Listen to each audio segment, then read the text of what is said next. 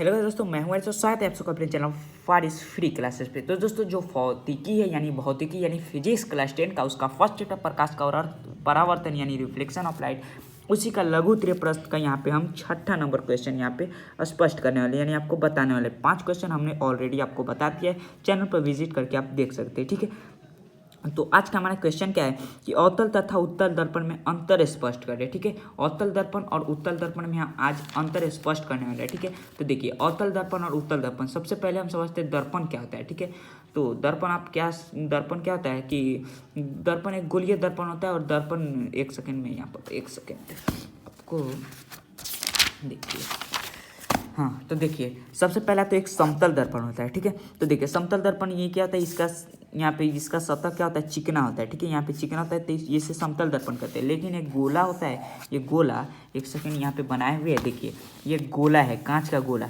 और इसी गोला को अगर इधर से और इधर से काट दे, बीच का साइड हटा के इस साइड और इस साइड काट दे, तो इसी में से अवतल दर्पण उत्तल दर्पण बनता है। ठीक है, तो गोला दर्पण हो गया, उससे दोनों तरफ काट देते हैं तो अवतल दर्पण उत्तल दर्पण बनता है। ठीक है, तो अवतल दर्पण क्या होता है कि ऐसा दर्पण जिसका परावर्तक सतह धंसा या फिर दबा या फिर अंदर की तरफ हो, उसे अवतल दर्पण कहते हैं। ठीक है, यानी कि देखिए ये वाला जो है इसको हम लेते हैं और यहाँ पे इस तरफ से कलई कर देते थे, ये अवतल दर्पण हो गया। ठीक है, लेकिन अगर हम इसको लेकर इसके अंदर से कलई कर दे, ठीक है, या फिर इसी को ले इसको अंदर से कलई कर दे, तो ये उत्तल दर्पण हो गया। ठीक है, तो देखिए अवतल दर्पण तो ऐसा दर्पण जिसका परावर्तक सतह धंसा हो, दबा हो, अंदर की तरफ हो, कौन तीनों में से कोई भी लिख सकते हैं, उसे अवतल दर्पण कहते हैं। ठीक है, फिर ऐसा भी लिख सकते हैं, ऐसा गोलीय दर्पण जिसका उत्तल भाग कलई किया जाता है उसे अवतल दर्पण कहते हैं, क्योंकि जो कलई हो रहा है वो उत्तल दर्पण है। ठीक है, उत्तल भाग है। ठीक है, उत्तल भाग है।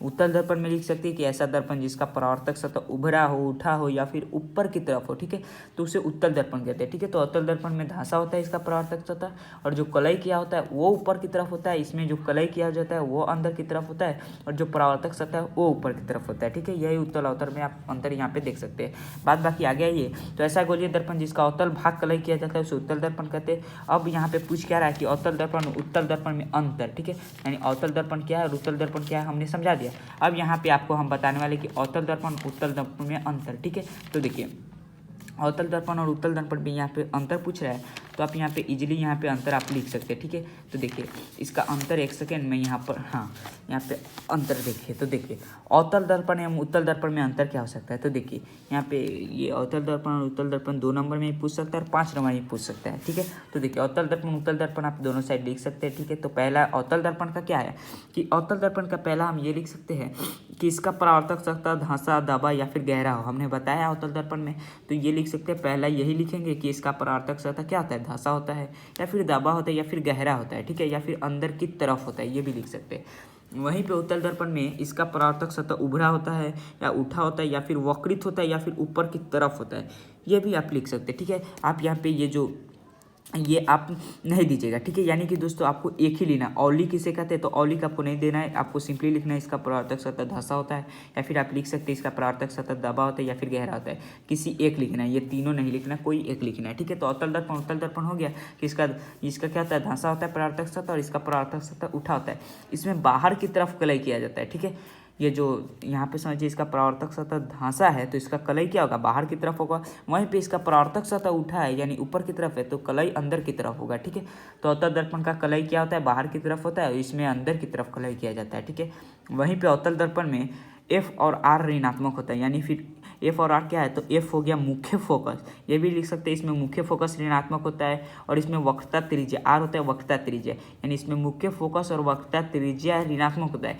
ये एक ही अंतर स्पष्ट कर सकते हैं, या फिर दो, इसमें मुख्य फोकस ऋणात्मक होता है, इसमें मुख्य फोकस धनात्मक होता है, इसमें वक्रता त्रिज्या ऋणात्मक होता है, इसमें वक्रता त्रिज्या धनात्मक होता है, या फिर दोनों को एक ही में लिख सकते हैं कि इसमें मुख्य फोकस और वक्रता त्रिज्या ऋणात्मक होता है और इसमें मुख्य फोकस और वक्रता त्रिज्या धनात्मक होता है। ठीक है, ये हो गया 3। बात करें आगे, देखिए तो इसमें प्रतिबिंब काल्पनिक एवं वास्तविक होता है। ठीक है, यानी सीधा और उल्टा दोनों होता है। वहीं पे इसका प्रतिबिंब काल्पनिक होता है, यानी सिर्फ सीधा होता है। ठीक है, इसमें आवर्धन ऋण और घन होता है। ठीक है, यानी कि यहाँ पे प्रतिबिंब काल्पनिक भी और वास्तविक भी, तो इसका आवर्धन क्या होगा, माइनस और प्लस दोनों होगा, यानी ऋण और घन दोनों होगा, ऋणात्मक और धनात्मक दोनों होगा। लेकिन यहाँ पे सिर्फ काल्पनिक है तो इसका आवर्धन सिर्फ क्या होगा, धनात्मक होगा। ठीक है, और अंतर क्या लिख सकते हैं कि इसे अभिसारी दर्पण कहते हैं, ठीक है, इसे अपसारी दर्पण कहते हैं, ठीक है। यानी अभिसारी दर्पण ये किरण पुंज को क्या होता है, केंद्रित करता है, और ये अपसारी दर्पण यानी ये दर्पण क्या होता है, किरण पुंज को फैलाता है, एक बिंदु से फैलाता है, अपसारी करता है, ठीक है। इसका दृष्टिपरास या फिर दृष्टि क्षेत्र सामान्य होता है, वहीं पे इसका दृष्टि क्षेत्र विस्तृत होता है यानी फैला होता है, ये भी लिख सकते हैं, ठीक है। वहीं पे ये भी लिख सकते हैं कि इसको अग्रदीप या फिर हेडलाइट में उपयोग किया जाता है, और इसका प्रयोग साइड मिरर में किया जाता है, ठीक है। ये भी क्वेश्चन पूछा जाता है कि अवतल दर्पण का उपयोग हेडलाइट में ही क्यों किया जाता है, तो इसका भी वीडियो मैंने डाल दिया, आप देख सकते हैं। और उत्तल दर्पण का उपयोग साइड मिरर में ही क्यों किया जाता है, ये भी हमने वीडियो डाल दिया है। इसमें वस्तु से बड़ा, बराबर एवं छोटा प्रतिबिंब बनता है, वहीं इसमें वस्तु से छोटा प्रतिबिंब बनता है, ठीक है। और इसमें समांतर किरण पुंज प्राप्त होता है, और इसमें समांतर किरण पुंज प्राप्त नहीं होता है, ठीक है। तो यही था इसका अंतर। तो दोस्तों उम्मीद करता है वीडियो पसंद है, वीडियो कर दीजिए लाइक, चैनल पर नहीं तो चैनल को सब्सक्राइब कर दीजिए। हम मिलते हैं नेक्स्ट वीडियो में, तब तक के लिए बाय।